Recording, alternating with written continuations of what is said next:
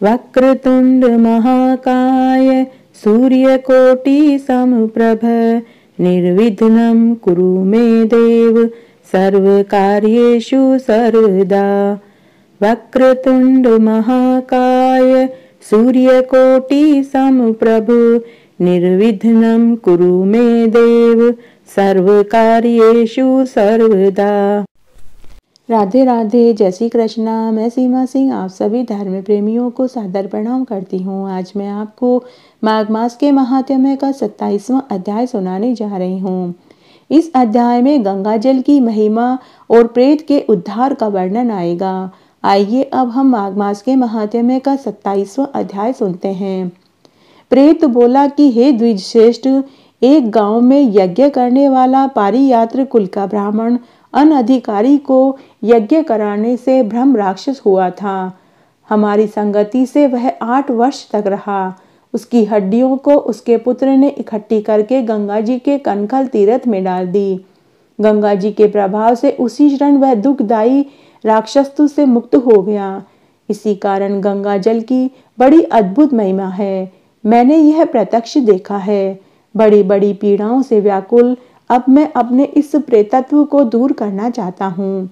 इसी कारण मैं आपसे गंगा जल मांग रहा हूँ। पूर्व जन्म में मैंने बड़े बड़े पाप करे और बड़े ही कुदान लिए थे। उसका कोई मैंने प्रायश्चित नहीं किया। इसी कारण मुझे भूख और प्यास को विंध्य पर्वत पर रहते हुए सहस्त्र वर्ष बीत गए। यह सब कथा मैंने तुमको कह सुनाई। हे श्रेष्ठ ब्राह्मण, इस समय आप जलदान देकर कंठ में आए मेरे प्राणों को संतुष्ट कीजिए। प्राणियों को प्रेत रूप में भी जीना दुर्लभ है, परंतु प्राणियों को सर्वदा सब प्रकार से शरीर की भी रक्षा करनी चाहिए। कुष्ठ रोग से ग्रस्त भी शरीर त्याग करने की इच्छा नहीं करता।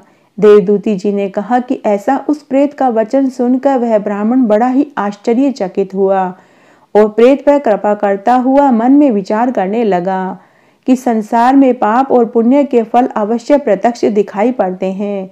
यदि संसार में ऐसा न होता तो देव, दानव, मनुष्य, जीव जंतु अनेक योनियों के जन्म व मरण से, अनेक व्याधियों से पीड़ित बालक व वृद्धजन, अंधे, कुबड़े, धनी, निर्धन, पंडित, मूर्ख आदि की लोक में रचना कैसे होती।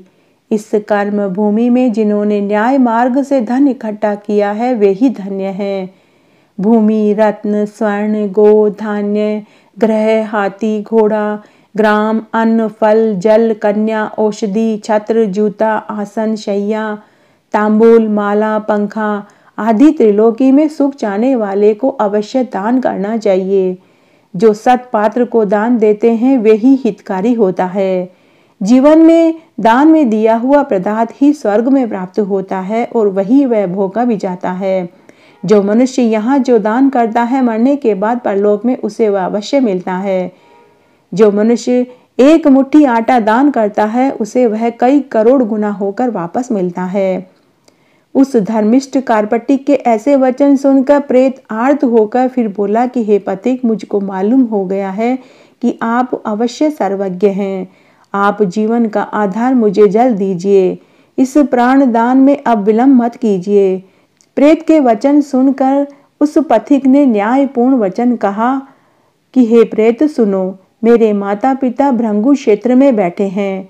उन्हीं के लिए मैं तीर्थराज से यह जल लाया हूँ जो बीच में ही तुमने गंगा यमुना के संगम के जल को मांगा है।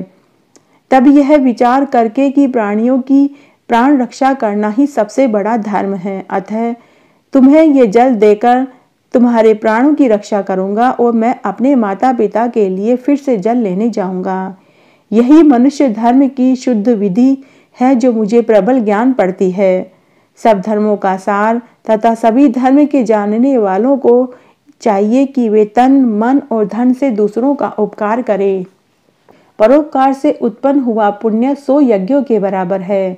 परोपकार के लिए दधीचि ऋषि ने अपने प्राण तक दे दिए थे। लोमेश जी ने कहा कि ऐसा कहकर उस धर्मिष्ठ श्रेष्ठ ब्राह्मण पथिक ने प्रेत की रक्षा के लिए उसके निमित्त उस प्रेत को गंगा यमुना के संगम का जल दे दिया। प्रेत ने प्रीति पूर्वक उस जल को पिया और अपने मस्तक पर मार्जन किया। उसी समय वह प्रेत राक्षस शरीर को त्याग कर दिव्य देह धारण कर गया। इस बड़े आश्चर्य को देखकर उस केरल प्रेत ने कहा कि अरे, त्रिवेणी के जल के बिंदुओं से यह प्रेतत्व से मुक्त हो गया है। मैं समझता हूँ कि ब्रह्मा जी भी इस जल के गुण का वर्णन नहीं कर सकते, नहीं तो गंगा जी के जल को महादेव जी अपने मस्तक पर क्यों धारण करते। जो अचिंत्य शक्ति वाला गंगा जी का जल तिल मात्र भी पीता है, वह देवता और गंधर्व हो जाता है। जो गंगा स्नान करता है, वे वैष्णव पद को प्राप्त करके स्वर्ग का भागी होता है। यदि संबंधी लोग गंगा जी के जल से तर्पण करते हैं तो नरक में पड़े हुए पितरों को स्वर्ग प्राप्त हो जाता है। गंगा जी के समान अन्य कोई दूसरा मुक्ति प्रदाता नहीं है। हे पथिक, तुम आयुष्मान हो, तुम धर्म से विमुख कभी मत होना। तुमने मेरा गंगा जल के दान से तुरंत उद्धार कर दिया। लोमेश ऋषि बोले कि ऐसा कहकर वह केरल पिशाच उस पथिक को आशीर्वाद देकर स्वर्ग को चला गया और वह पथिक संगम के जल की महिमा कहता हुआ फिर से जल लेने के लिए उसी मार्ग से प्रयाग को चला गया। वशिष्ठ जी बोले कि हे राजा दिलीप, इस प्रयाग महात्म्य को सुनकर मुनि को नमस्कार कर वह माघ मास में प्रयाग में गंगा यमुना के संगम में स्नान कर पापों से छूटकर पिशाच शरीर से मुक्त हो दिव्य शरीर धारण कर द्रविड़ देश का राजा हो भक्ति पूर्वक सबसे द्वेष छोड़कर भगवान नारायण की स्तुति करता हुआ, जिसकी गंधर्वों ने स्तुति करी, स्वर्ग की स्त्रियों ने पंखा झला, उत्तम विमान पर चढ़कर इंद्रपुरी को चला गया। हे द्वेष श्रेष्ठ, यह इतिहास पुण्य, यश, कीर्ति, ज्ञान, वैभव, समृद्धि और मोक्ष को देने वाला है, दुर्गति का नाश करने वाला है। अब मेरे साथ ये कन्याएं और आपका पुत्र और आप भी मेरे साथ प्रयाग में चलो। प्रयाग में चलकर ऐसा पुण्य फल का देने वाला माघ स्नान करो जो देवताओं को भी दुर्लभ है।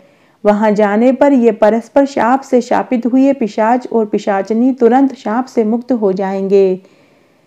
वशिष्ठ जी बोले कि हे राजन, इस प्रकार लोमेश जी के मुख से अमृत में मधुर कथा को सुनकर उन्हीं के साथ उन लोगों ने दक्षिण दिशा को प्रस्थान किया।